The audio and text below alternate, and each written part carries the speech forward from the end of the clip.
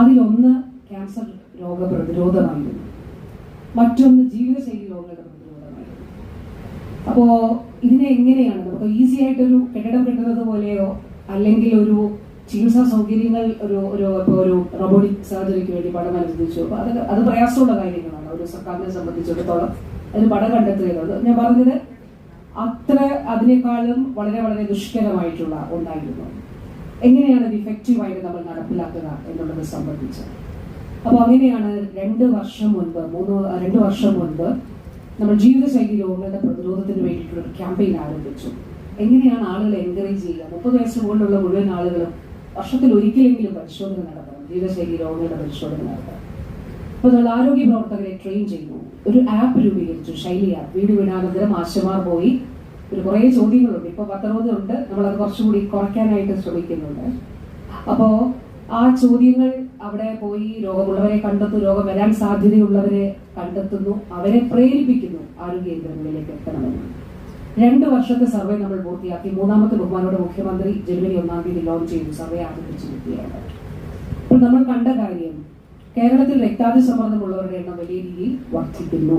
എൻ്റെ ഒരു ഓർമ്മ ശരിയാണെങ്കിൽ 14 ലക്ഷം പുതിയ രോഗികളെ നമ്മൾ ഇതിലൂടെ കണ്ടെത്തിയിരുന്നു.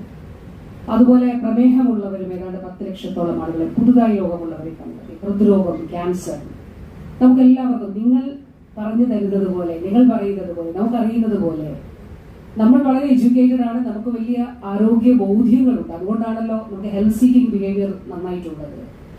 പക്ഷേ ആ വിദ്യാഭ്യാസവും ആരോഗ്യബോധവും ഹെൽത്ത് സീക്കിംഗ് ബിഹേവിയറും ഒക്കെ നിലനിൽക്കുമ്പോഴും ക്യാൻസർ എന്ന രോഗത്തോട് നമുക്ക് വലിയ ഭയമാണ്. അതുകൊണ്ടാണ് 3rd സ്റ്റേജിലും 4th സ്റ്റേജിലും മാത്രമാണ് പലപ്പോഴും ഡോക്ടേഴ്സ് ഉൾപ്പെടെയുള്ളവർ, ഈ ക്യാമ്പയിന്റെ ഭാഗമായിട്ടും ഡോക്ടേഴ്സ് സ്ക്രീൻ ചെയ്തിട്ട് ക്യാൻസർ കണ്ടെത്തിയിട്ടുണ്ട്.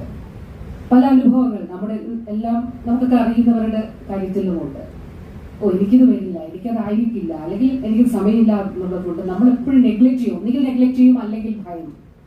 ഇതുമൂലം നമ്മൾ പരിശോധനയ്ക്ക് വിധേയമാകില്ല എന്നുള്ളത്. അപ്പം 3ാമത്തെ 4ാമത്തെ സ്റ്റേജിലാണ് രോഗം കണ്ടെത്തിയിട്ട് ചികിത്സയിലേക്ക് വരുന്നത്. അപ്പോൾ രോഗം സങ്കീർണമാകും, ചികിത്സ സങ്കീർണമാകുന്ന സാഹചര്യമുണ്ട്. അപ്പൊ ഇങ്ങനെയുള്ള ഒരു നമ്മൾ ഇവോൾവ് ചെയ്തിട്ടുള്ള കുറച്ച് പ്രവർത്തനങ്ങളുടെ തുടർച്ചയായിട്ടാണ് വാസ്തവത്തിൽ ഫെബ്രുവരി മാസം 4-ാം തീയതി ഈ ഒരു ഭയത്തെ എങ്ങനെ നമ്മൾ ദൂരീകരിക്കും.